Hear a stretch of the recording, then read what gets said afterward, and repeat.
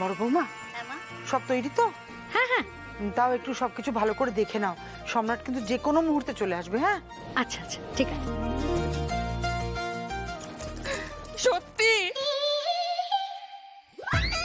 বিয়ের পর মেয়েরা পর হয়ে যায়, আর সেটা তোমরা প্রমাণ করে দিলে। ওমা, কে তোকে পর করলো?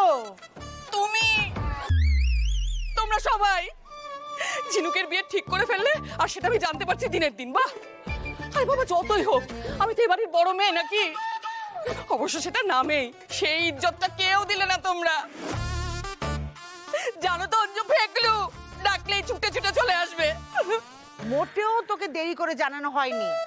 কাল সন্ধেবেলায় সমস্ত পাকা কথা হয়েছে, তারপরেই তোদেরকে ফোন করে জানানো হয়েছে। এরকম একটা সুখবর, সেটা তোকে জামাই বাবাকে না দিয়ে আমরা থাকতে পারি কখনো? হ্যাঁ, তুই ভাবলি কি করে? শোনো, পল্লবীর বিয়ে যখন ঠিক করেছিলে ঠিক এরকমটাই করেছিলে।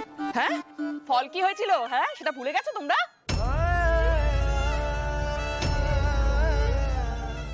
হ্যাঁ অঞ্জু,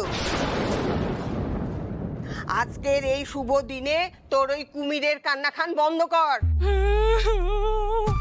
আমি কুমিরের কান্নাকাটি, তাই না?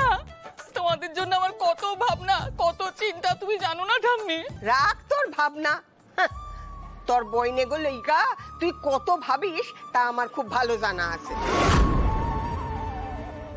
হ্যাঁ রে, তুই সেদিন কই পলাইছিলি? হ্যাঁ, যেদিন তোর ওই বাপ মায়েরে ওই পুলিশের গড়াদের লইয়া ঢুকাইছিল। অহন আইছে অধিকার ফলাইতে।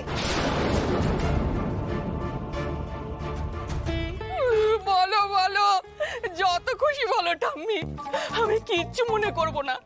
অঞ্জু তো দোকান কাটা, তাই যতই অপমান করো ঠিক লেজ নাড়তে নাড়তে অঞ্জু চলে আসবে।